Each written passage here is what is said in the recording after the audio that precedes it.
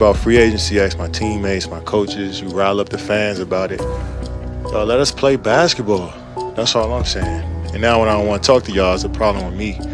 Come on, man. Grow up. Grow up.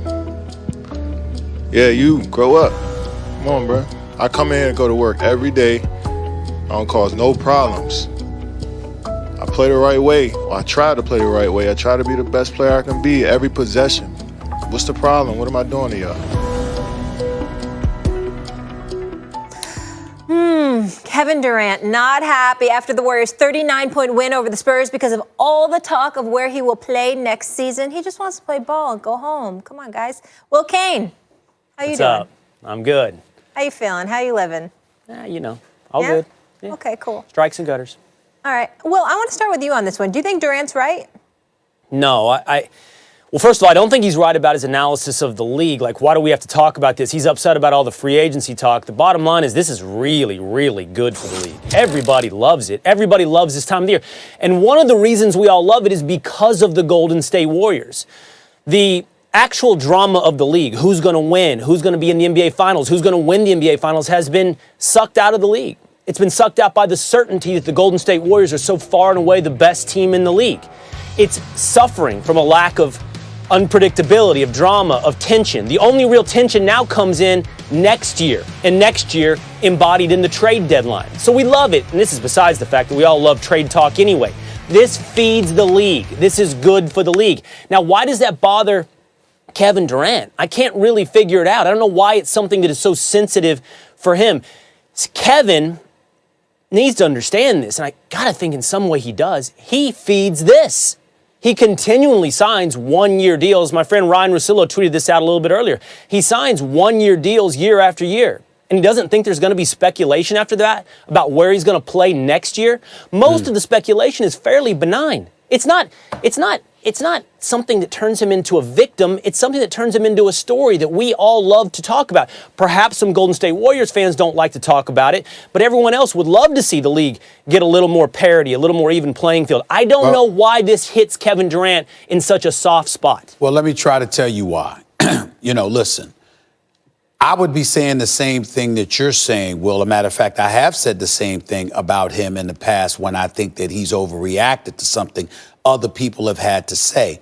But I listened to him last night, and I listened to him direct his comments at one specific individual in which he sat there and said, excuse me, you walk into the locker room, you look at us, you don't talk to nobody, you just survey the room and then go out there and talk as if we said it. And that is something that I think that we owe it to any athlete to pay attention to. If I can feel whatever way I want to feel, you and Max and anybody else can feel whatever way we want to feel. And we can surmise, we can conjure up our own thoughts, opinions, and feelings and state them as is, and then tell Kevin Durant to kiss off if he doesn't like it even. We can do that up until the moment he's accusing us of coming across as if he said something that he did not say. And that is when I think that everybody has the right to speak up for themselves. Listen, I've been on the record. I call Kevin Durant's move to Golden State the weakest that I've ever seen by a superstar. I know. It doesn't mean he's not a superstar player. It doesn't mean he's a bad person. I just thought the move was weak. I have never changed my opinion on that. I will always feel that way.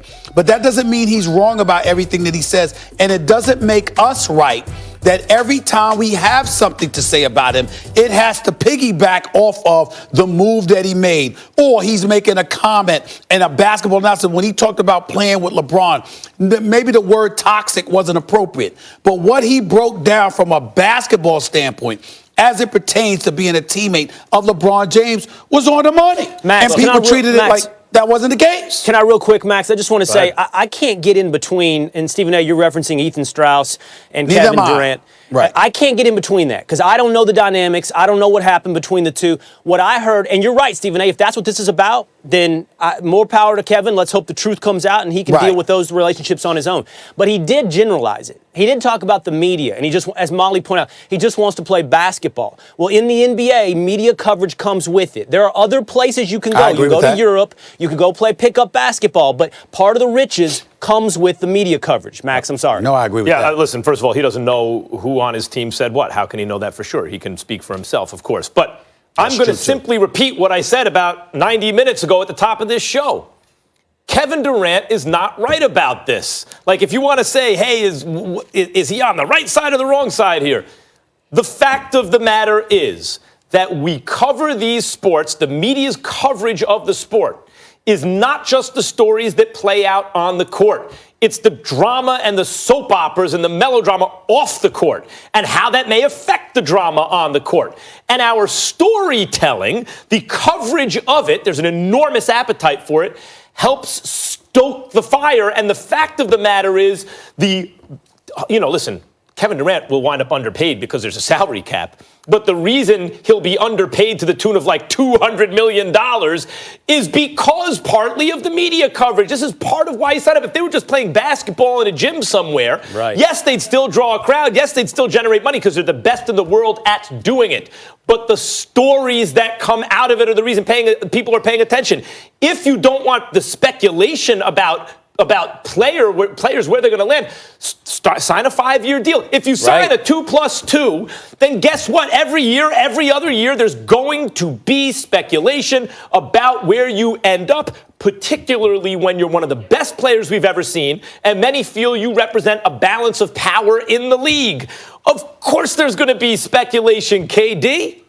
Yeah, and he seems upset that he's asked about it, and probably what he's upset about, and Stephen A., perhaps you can speak to this more directly, is because then he has to answer to his teammates, or there has to be issues about whether or not you're going to be with us next year. But he has to understand that he's the one creating that speculation. And all I'm saying is that I agree. Listen, I don't disagree with that. I've gotten on KD about stuff like this in the past. But in this particular instance, when you look a reporter in the face in front of everybody, assuming Ethan Strauss was there, because I couldn't see from the camera, but based on what he was saying, he's like, yeah, you. For him to make those kind of direct comments and basically say, I haven't said anything. I'm just playing ball, trying to win the championship. But you know what he said? You know what he said? He said, I just try my best to play the right way on every play. KD, you're absolutely right about that. That's why, given your natural gifts and the work, the years of work you've put in, that attitude of just grinding and doing it right, both sides of the floor every night, is why we care about where you end up, because you're so great. That's what you say about it. He said, you saying it like I said it. I didn't talk to you. That's a different argument. All right. We will leave it there. Will, thank you very much. You will be with us. Oh, actually, we got a little more time, so that's good. Want to do it? Good, because I got something to say on this. Okay, perfect. Harrison Barnes was traded from the Mavs to the Kings last night in a 3-player deal. And news of the trade came during the Mavs game against the Hornets. Barnes was forced to sit down the stretch, something LeBron addressed on the gram last night, saying there's a double standard with how the players and owners are viewed. Will? Yes. Does the NBA have a serious problem on their hands? No, the NBA does not have any problem. There's a LeBron James problem here. You know, this right here is the Mount Everest of hypocrisy, okay? You can't get any higher.